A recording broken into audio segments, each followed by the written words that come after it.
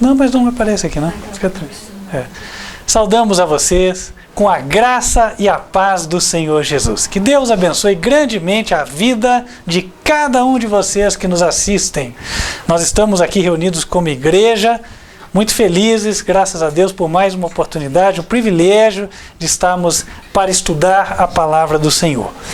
E a recomendar a você que nos assiste, que possa fazer a tua oração particular, pedir sabedoria a Deus, para que Ele possa te dar o entendimento, você possa compreender claramente aquilo que Deus tem para te falar por meio da sua palavra. Hoje nós vamos começar a meditação em Apocalipse, capítulo número 12. Por isso eu convido vocês para abrirem ali também. E o título da mensagem é: que tendo advertido a muitos, não seja eu reprovado. Repito, que tendo advertido a muitos, não seja eu reprovado. Irmão, sabe que muitas vezes Deus nos dá a oportunidade de apresentarmos mensagens abrangentes que falam de forma mais direta com as pessoas que ainda não conhecem a palavra ou que não conhecem a verdade no grau em que Deus nos permitiu conhecer. Mas há vezes em que Deus fala de forma mais específica com a sua igreja. E entendemos que hoje será uma destas ocasiões. Se você nos assiste pela primeira vez agora, há coisas que você vai ouvir e talvez você vai achar um pouco difícil de entender. Nesse caso, sugeriria que você assistisse os outros vídeos onde também é tratada a profecia de Apocalipse 12. Porque hoje nós vamos abrir este capítulo, mas com um enfoque mais pastoral. Eu posso usar a palavra com outro viés. Vamos olhar sob outro ponto de vista.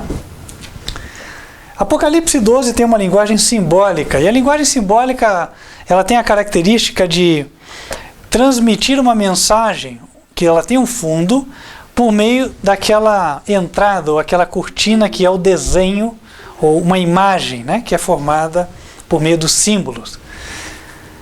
Deus é sábio, Ele fez assim porque a imagem chama a atenção. Versículo 1 diz que João viu um grande sinal no santuário de Deus, no céu. Quando ele fala o céu aqui, refere-se ao santuário de Deus. Como é que eu sei? O versículo anterior, que está no capítulo 11, versículo 19, ali diz assim: abriu-se no céu o templo de Deus e a arca do seu concerto foi vista no seu templo. Portanto, o próximo verso é o 12, verso 1, tem que ser a sequência daquilo que estava no 11. E viu-se um grande sinal no céu. Uma mulher vestida de sol. Então lá no céu viu-se uma mulher, no santuário de Deus. Mulher representa o que, meus queridos? Igreja. Esta igreja tinha a lua debaixo dos pés. Lua. O que a lua representa simbolicamente? Já estudamos. Né? O astro que governa a lua, o contrário ao astro que governa o sol. Cristo é o sol da justiça, Satanás é o príncipe das trevas. Então, a lua representa Satanás. Debaixo dos pés estava a lua. Portanto, esta mulher, esta igreja, neste momento apontado, ela estava vencendo a Satanás, pisando a ele. Interessante porque em Gênesis capítulo 3, versículo 15, o Senhor tinha feito uma promessa para Adão no dia em que a humanidade caiu em pecado. Ele prometeu que viria um descendente, e esse descendente pisaria a cabeça da serpente. As palavras de Deus foram as seguintes para a serpente: esta lhe ferirá a cabeça e tu lhe ferirás o calcanhar. Então a semente da mulher pisaria a cabeça. Interessante porque ele fala lá a semente da mulher, então a ideia são os descendentes. A semente da mulher também é os descendentes da igreja. Pessoas, nós aqui. Então, agora a gente começa a esmiuçar. A Bíblia, em Apocalipse 12, verso 1, está falando de você, de mim, do Zezinho, do Joãozinho, da Maria, enfim, da Joana. Aqueles que estão andando em obediência aos mandamentos do Senhor, estes que sim estarão pisando o Satanás. Essa mulher tinha uma coroa de 12 estrelas sobre a cabeça, isso estou em Apocalipse 12, verso 1. Coroa na Bíblia é símbolo de vitória. Lembra daquele verso muito conhecido, né? Apocalipse 2, verso 10. Ser fiel até a morte, dar-te-ei a coroa da vida. E a mulher, no texto aqui, verso 2, ela estava grávida com dores de parto, e ela gritava com ânsias de dar à luz. Então, essas dores de parto, o apóstolo Paulo explica o que elas são, e eu vou convidar os irmãos para abrirem lá em Gálatas, para nós lermos juntos, o que é que isto significa. Gálatas, capítulo 4, versículo 19. Paulo se refere aos crentes gálatas falando o seguinte: meus filhinhos, por quem de novo sofro as dores de parto, até que Cristo seja formado em vós. Paulo disse que sofria as dores de parto até que Cristo fosse formado. Então, quando fala em Apocalipse, as dores do parto tem a ver com o Joãozinho, o Zezinho, a Joana, a Maria, lutando com Deus para que Cristo seja formado neles. Então, irmãos, agora essa mensagem encontra uma aplicação prática para nós. Qual é a aplicação prática? Será que eu estou gritando? Será que eu estou gritando? Porque a mulher gritava, não é verdade? A mulher gritava. E ela gritava com dores de parto. Então era o seguinte, era uma pessoa gritando, né, clamando, mas porque ela está clamando desejando ser semelhante a Jesus. Ela está clamando a Deus entristecida pelos seus pecados. Então, acontece que hoje Deus espera de você, de mim, de nós que estamos aqui, que nós estejamos entristecidos pelos nossos pecados, pela nossa desobediência a Deus, pela nossa teimosia, pela nossa rebeldia. E aí eu me refiro a todos. Olhem, no início da mensagem eu falei, esta mensagem é para a igreja. Há muitas vezes em que nós apresentamos este ministério como sendo aquele que anuncia a advertência para os outros, certo? Mas há vezes em que Deus fala de maneira especial conosco, lembrando o seguinte, olha, nós somos pecadores também. E nós precisamos ficar atentos à mensagem do Senhor, o que Ele deseja de nós. A mulher de Apocalipse 12 estava clamando. E agora eu tenho um comparativo com a minha experiência espiritual para que eu veja, será que eu estou enquadrado nisso aqui? Estou eu clamando? Ou talvez, melhor dizendo, eu estou clamando por quê? Porque em geral todo mundo clama, ou reclama, não é verdade?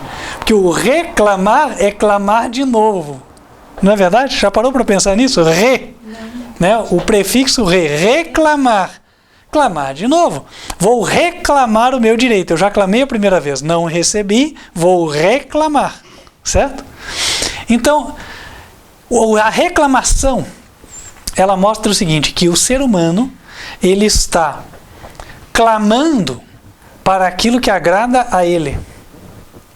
Essa é a reclamação.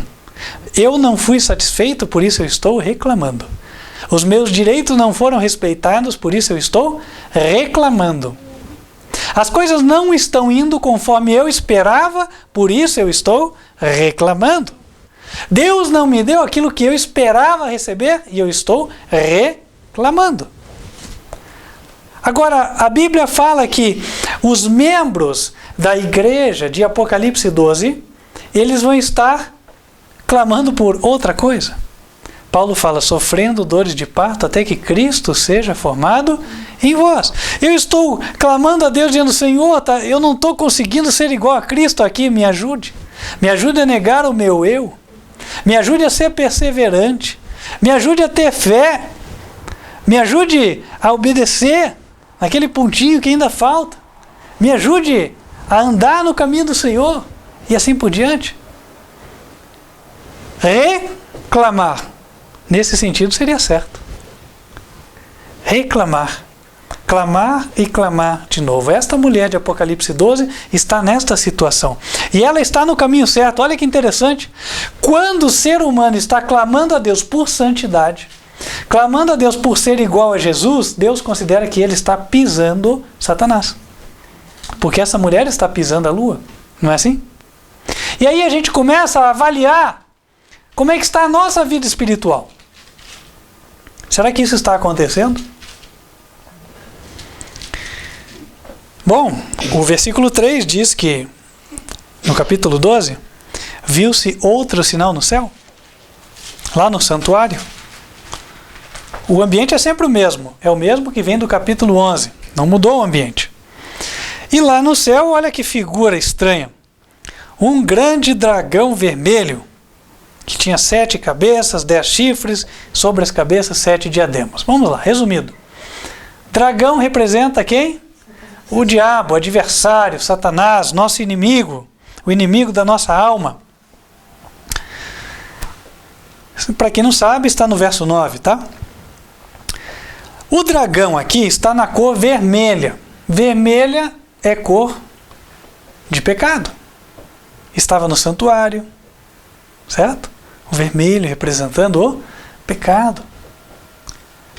Também nós vemos em Isaías capítulo 1, versículo 18. Ainda que os vossos pecados sejam vermelhos como a escarlata, eles se tornarão brancos como a limpa lã, é o que o Senhor diz. Então, vermelho representa pecado. Satanás está sendo visto lá no céu, vermelho, cheio de pecados. Ora, pecados de quem? Será que são os dele mesmo? Bom, a Bíblia fala que nos últimos dias Jesus colocaria os pecados dos santos sobre Satanás. Agora é interessante porque o dragão aqui simbólico, ele é visto com 7 cabeças e a gente já sabe o que as 7 cabeças significam. As 7 cabeças representam os 7 papas.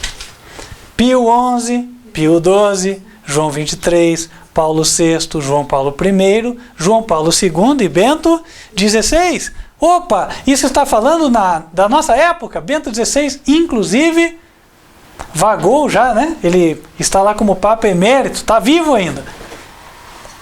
É Papa ainda, porém emérito.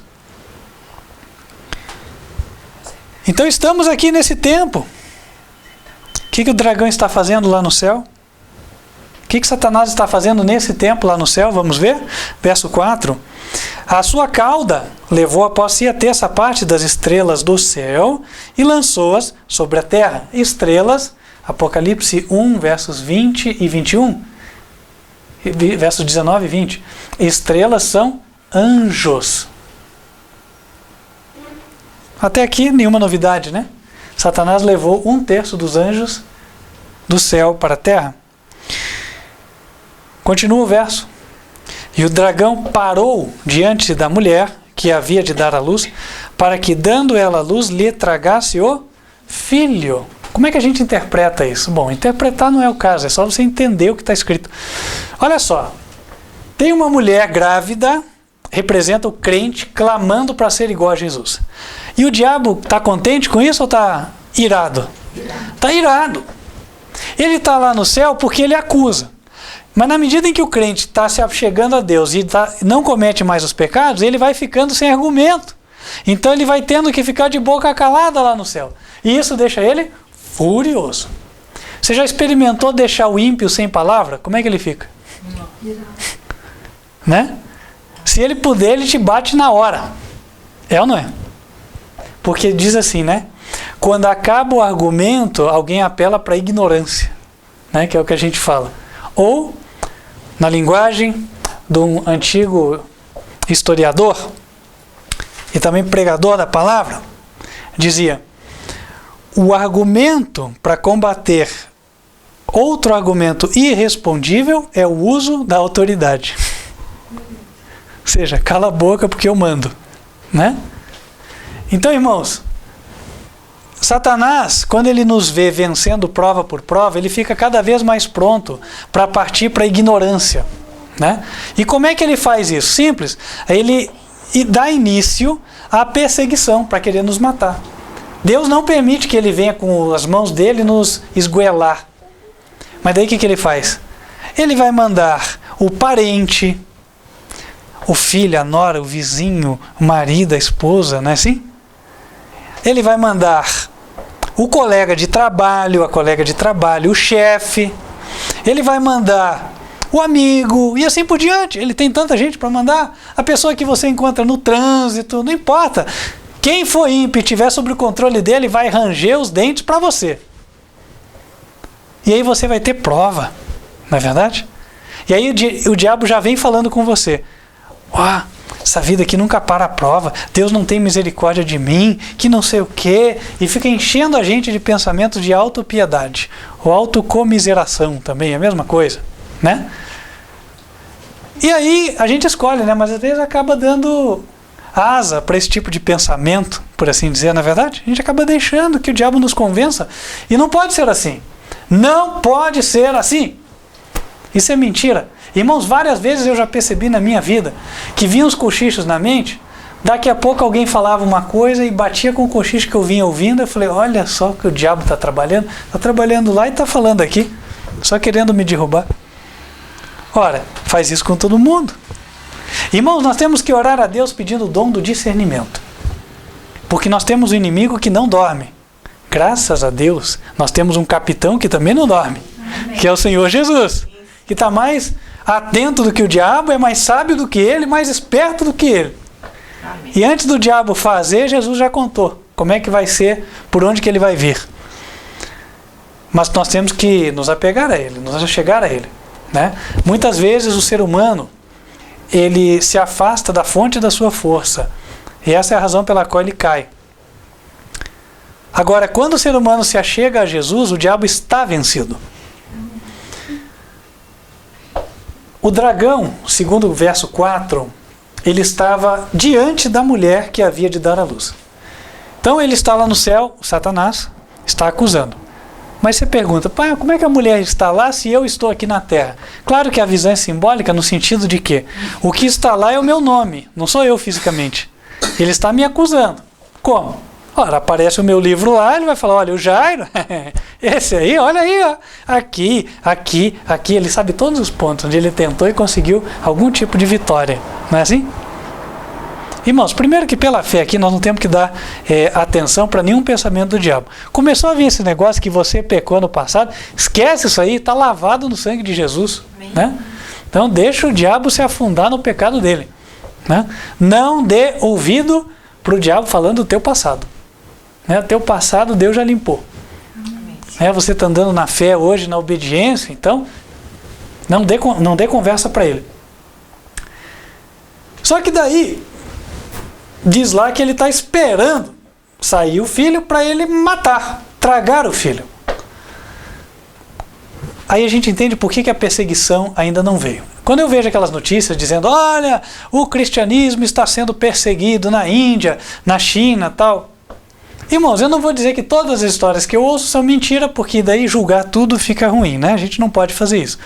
Mas, analisando a Bíblia, fica difícil de entender que isso já está acontecendo. Por quê?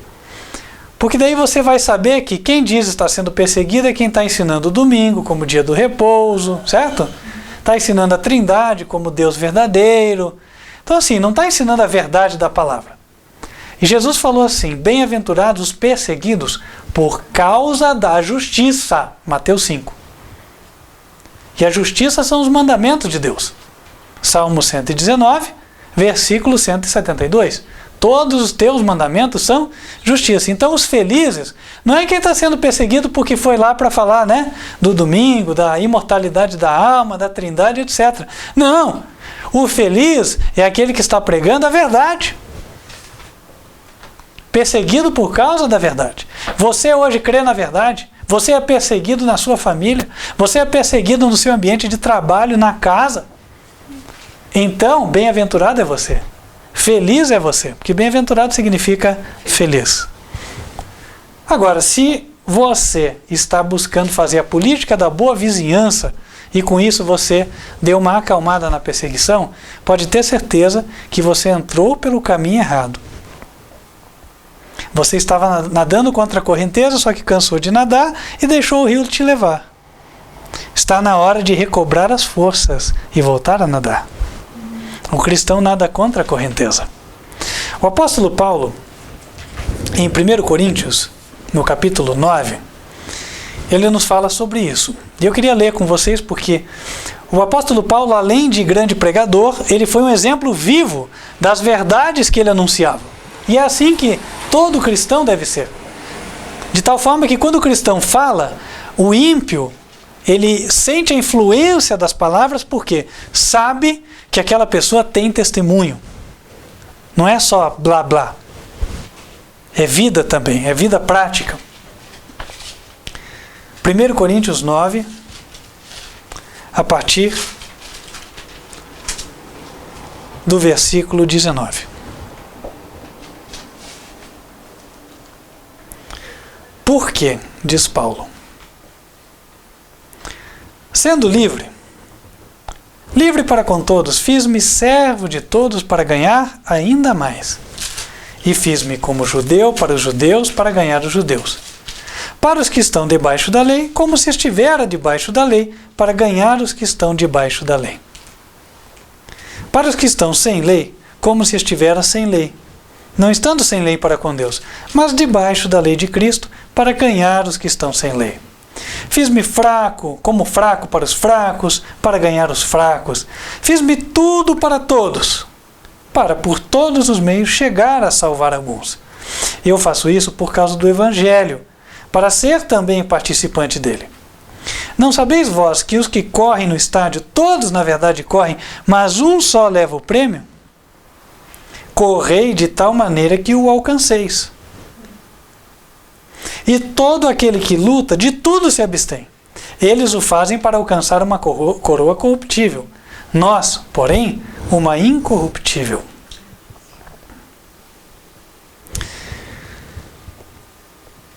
Versículo 26. Pois eu assim corro, não como uma coisa incerta. Assim combato, não como batendo no ar. Antes subjugo meu corpo e o reduzo à servidão, para que, pregando aos outros, eu mesmo não venha de alguma maneira a ficar reprovado. Irmãos, eu vou falar aqui uma cena que eu acho que muitos já viram, né? Porque todo dia 31 de dezembro é a mesma coisa. Lá vai a tradicional corrida de São Silvestre, né? Que no Brasil, antes era à noite, né? Quase meia-noite, assim. Um dos últimos programas que você assistia na televisão. Depois mudou. Mas enfim, uma coisa que era normal, acontecia todos os anos e acredito que nunca vai deixar de acontecer. E quando eu falar, tenho certeza que todos vão lembrar. Então ele diz, né? Então foi dada a largada, ele dá o tiro lá, né? Parece o estouro da boiada, né? Sai aquele monte de gente correndo. Aí um correndo com o cocar de índio em cima assim da cabeça, não é verdade? O outro correndo com a mão assim que é do tamanho dele, balançando. Outro querendo aparecer para a câmera. E aí vai. Como todos os corredores sabem que o carro da frente vem com o câmera da Globo filmando, então eles querem aparecer, não é verdade? E aí eles saem correndo naquela velocidade total, né? E aí o narrador, como já sabe, fala assim, estas são pessoas que não têm nenhuma chance de ganhar a corrida, não é assim? Mas querem os seus minutos de glória e estão aí aparecendo. Daí o narrador deve ter a lista de todos os corredores lá. O corredor número 4197 está na frente, é o senhor José Francisco da Silva, né? E o homem fica lá, ganhou seus 30 segundos de glória, não é verdade?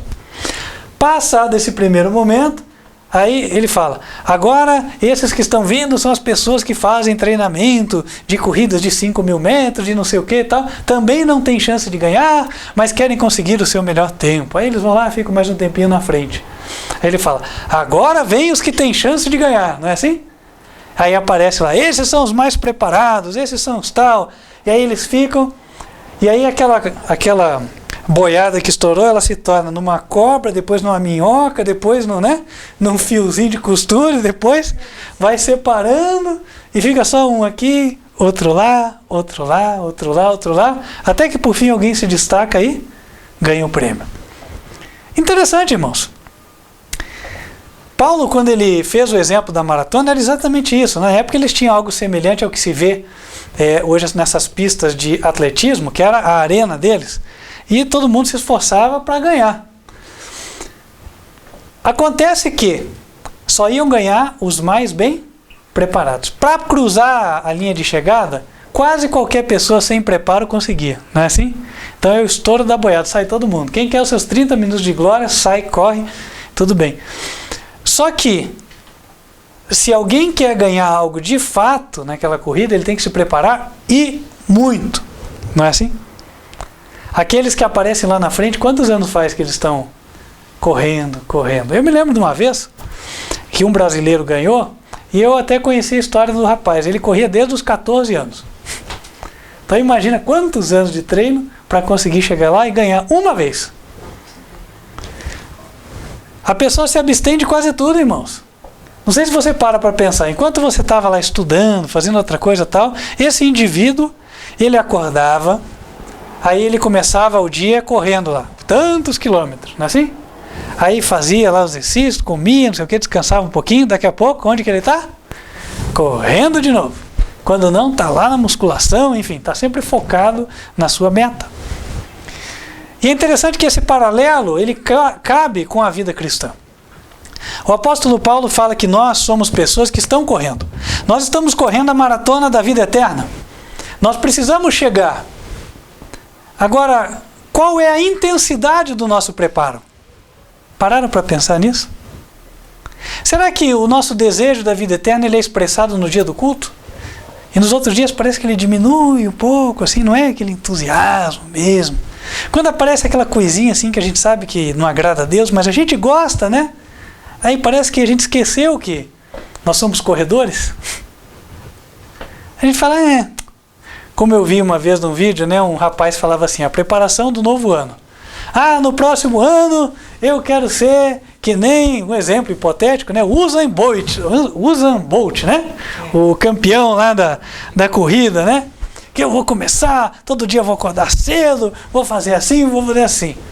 Depois, lá de tantas semanas, se eu for aquele lá que já entra na semifinal, já tá bom. Aí daqui a 2 meses, se eu terminar os 100 metros, já tá bom. Daqui a 4 meses, ano que vem eu ponho outra meta para mim. E assim vai. Em geral, o ser humano é assim, não é verdade? Começa cheio de objetivos e depois para. Na caminhada cristã, Jesus ilustrou a caminhada com uma parábola do semeador. Tem aqueles que são o solo pedregoso. A semente vem, nasce a plantinha. A plantinha está bonita, tal, só que o problema é que ela vai ser sufocada. A semente que nasce entre os espinhos, mesma coisa. Né? Nós começamos bem, mas será que vamos terminar bem? Como é que está sendo o meio da coisa? Irmãos, quem já treinou para alguma coisa, quem já se preparou para passar em algum lugar, algum concurso, algum vestibular e tal, sabe do que estamos falando. Toda preparação ela tem o início, tem o meio, que geralmente é a parte mais difícil, inclusive, porque exige muita perseverança, demora muito, e vem o final que é mais difícil ainda, que é o último esforço, não é assim? E todo mundo se sujeita, ninguém reclama, não é assim? Olha quantas vezes eu ouço, né? O fulano de tal está estudando tantas horas por dia porque quer passar em medicina. Legal. Quanto tempo por dia a gente estuda porque quer entrar no céu? Né? Quantas obras que agradam a Cristo e a Deus a gente faz por dia? Buscando ganhar mais pessoas para lá e aumentar a bênção que vamos ter lá na frente. Quanto sacrifício a gente faz hoje? Quanta coisa a gente se nega? Quanta segurança carnal a gente deixa de lado para apoiar a causa do Senhor?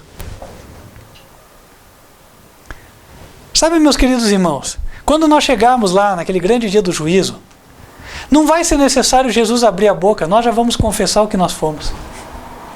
Que diante do olho de fogo, nós vamos falar, Senhor, não, eu já sei, eu fui negligente aqui. Aí tudo que a gente nunca confessou aqui, lá vai confessar. Mas, irmãos, não precisa ser assim, não é verdade? Porque a preparação pode acontecer, ainda há tempo, ainda há oportunidade. Nós não deixemos para amanhã aquilo que podemos fazer hoje. Irmãos, nós temos uma grande obra por empreender. Uma grandiosíssima obra. Evangelizar o mundo inteiro. Talvez a gente pense, mas não adianta, eu não posso fazer o meu esforço. Eu não posso me doar mais. Por quê? Porque eu não vou resolver o problema do mundo. Deus sabe, nós somos um grupo muito pequeno. Mas quem sabe Deus está dizendo para nós hoje assim, deem um passo de fé, mostrem alguma fé. Mostrem alguma fé, façam o que vocês podem fazer. E eu vou fazer o que vocês não podem fazer. Faça isso na tua vida pessoal cristã. Faça isso na obra de Deus. Faça isso no apoio ao ministério. E Deus vai mostrar que Ele é Deus na tua vida. Deus vai fazer uma coisa. Só que Deus vai fazer para aquele que clama. O apóstolo Paulo disse que ele mesmo combatia, corria, e ele se subjugava. O versículo 27 diz, eu me subjugo o meu corpo, o reduzo à servidão para que, tendo eu pregado a muitos, não venha eu mesmo, de alguma maneira, a ficar reprovado. Irmãos, eu me lembro uma vez que, isso num vídeo, até tem no YouTube, esse vídeo mostrava uma pessoa, um corredor, que ele foi um dos maiores de todos os tempos. Ele acumulou, se eu não me engano, 25 recordes mundiais. Um feito. E não sei se alguém já fez. Ele era um etíope, chamava-se Haile Gebrselassie. Nome diferente, né? Mas o Haile Gebrselassie, ele era uma pessoa que ele investia também no seu país, em favor do seu povo. E claro, como ele era um corredor, investia também em novos corredores. E um deles, nos quais ele investia, chamava-se Kenenisa Bekele. E certa vez, depois de muitos anos de reinado do senhor Haile Gebrselassie, estavam os dois numa final de um campeonato, que eu não sei qual é. E os dois, eles se destacavam do restante, porque eles eram bem melhores. Eles já estavam muito à frente dos demais. E aí o cronista fala assim, vamos ver agora o que vai acontecer. Será que o Haile Gebrselassie vai passar o seu troféu para o outro, para o seu aluno? E aí os dois se aproximam, e aí quando eles chegam próximo da reta final, o seu aluno dá uma arrancada vigorosa e deixa o Haile Gebrselassie para trás. O aluno deixou o professor. Claro que naquela ocasião o professor também ficou feliz, saiu comemorando com eles. Mas isso também nos dá uma lição. O apóstolo Paulo foi um professor. Quantos de nós fomos professores? Quantos de nós iniciamos pessoas no Evangelho? Pregamos. E seria possível de que os alunos passassem na nossa frente? Isso depende de nós. Aqui na Terra, é claro, ninguém dura para sempre, um fica mais velho que o outro, uma hora ele não tem mais o mesmo vigor. Mas assim não com as coisas espirituais, porque a nossa musculatura espiritual, ela é a fé, e a fé ela cresce, independente da idade. Estamos aqui com o nosso ancião, irmão Deolindo, né? 95 anos, e a fé só cresce, só fica mais viva, não é, irmão? Em nome de Jesus. Amém? Sabe, irmãos, tendo nós advertido a muitos, não podemos ser nós reprovados. Somos parte de uma igreja. Deus fez promessas para esta igreja. Mas as promessas são condicionais. As pessoas que se enquadram na promessa são aquelas que clamam a Deus para serem semelhantes a Jesus.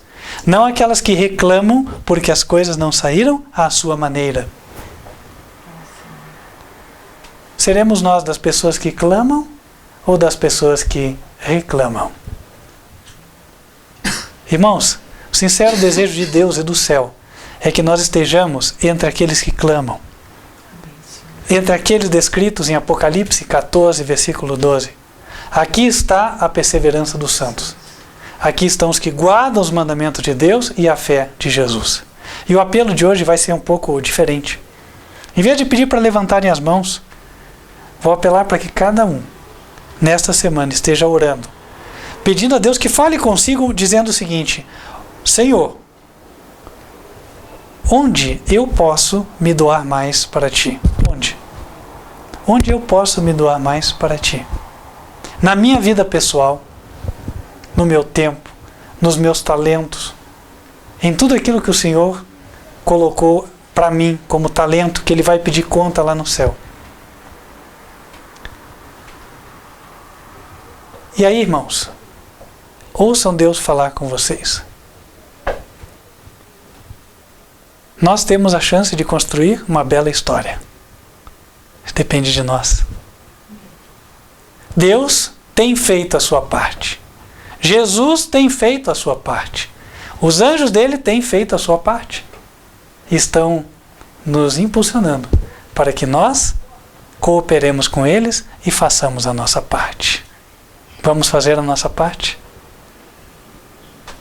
Amém. Vamos nos colocar de joelhos e vamos falar com o Senhor.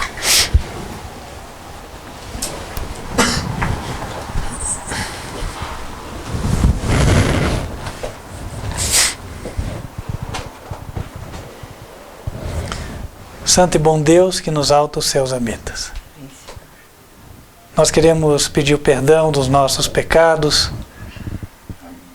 Tudo aquilo, Senhor, que tem demonstrado quer falta de fé, quer que ainda não temos nos entregado a Ti como o Senhor esperava. E ajuda-nos a nos entregarmos 100% ao Senhor. Amém, Senhor. Que não retenhamos nada de Ti.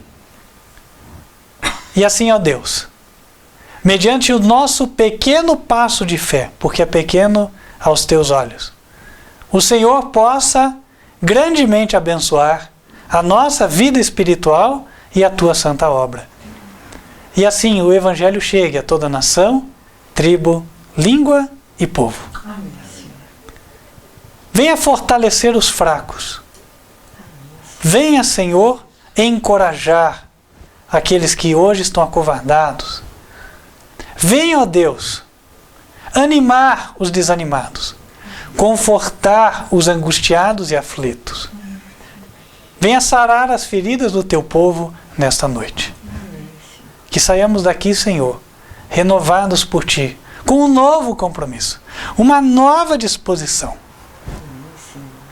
E assim, ó Deus, sejamos a Tua igreja triunfante nesta terra. Remova as ameaças de juízo e concede as bênçãos prometidas à igreja obediente. Te pedimos estas bênçãos em nome de Cristo Jesus. Amém. Amém. Querido irmão e irmã que nos assiste, vou lançar um apelo a você, assim como a igreja que está aqui. Que nesta semana nós possamos, cada um de nós, dentro da nossa possibilidade, consagrar pelo menos um dia para o jejum. Pode ser o jejum de uma refeição, não há problemas. Mas que esse jejum seja para que Deus nos dê as vitórias espirituais que nós precisamos e também que Deus possa abençoar a sua obra para a pregação do Evangelho. Amém. Irmãos, ia propor um dia aos irmãos, né? Cada um escolhe, claro, aquilo que ficar mais conveniente, mas aqueles que puderem coincidir com o nosso dia de oração, que é a quinta-feira, melhor, né? Então estejam orando, pedindo a Deus, que Deus possa nos dar poder e nos dar força. Aproveito já para convidar você que nos assiste, para seguir nos acompanhando No nosso próximo encontro, nós vamos estar de novo transmitindo no sábado, a partir das 15 para as 10 da manhã. Você assiste a Escolinha Advertência Final para as crianças com a tia Paula. E também, a partir de 15 para as 11, você assiste o culto ao Senhor, a mensagem do culto. Você nos assiste pelo canal YouTube, youtube.com/TV Advertência Final. E ao vivo, você nos assiste pelo site advertenciafinal.com.br. Feche os teus olhos, vamos invocar as bênçãos do Senhor sobre a tua vida antes de encerrarmos a transmissão. Que o Senhor te abençoe e te guarde. Que o Senhor faça resplandecer o seu rosto sobre ti e de ti tenha misericórdia. Que o Senhor levante sobre ti o seu rosto e te dê a paz. Amém. Que Deus te abençoe grandemente. Também lanço apelo a você, se você quer fazer parte deste ministério, desta igreja do Senhor, entre em contato, faça como muitos irmãos já estão fazendo e nós vamos te atender, amém? Tem irmãos que estão aguardando por outros que vivam próximo a eles, pode ser que você seja um deles. Então entre em contato, porque daí nós vamos poder uni-los, a fim de que todos possam cultuar a Deus na verdade que tem aprendido aqui por meio deste canal, deste ministério. Lembrando, você nos acessa por e-mail, o e-mail é contato@advertenciafinal.com.br. E atenção, nós vamos poder lançar em breve o WhatsApp. Eu vou pedir a ajuda do Cândido daí. Eu não sou entendido de WhatsApp, tá? Mas você que tem interesse em nos acompanhar, você vai ter condições de também estar acompanhando as mensagens que postamos ali no WhatsApp. Por enquanto, você nos acessa também pelo Facebook, ok? Facebook, facebook.com, Ministério Advertência Final. É isso, né? Ministério Advertência Final. Entra lá no Facebook, você vai ver, já começa a estar em contato conosco também. Deus te abençoe bastante, meu querido irmão. Espero que no sábado estejamos juntos novamente. Até lá.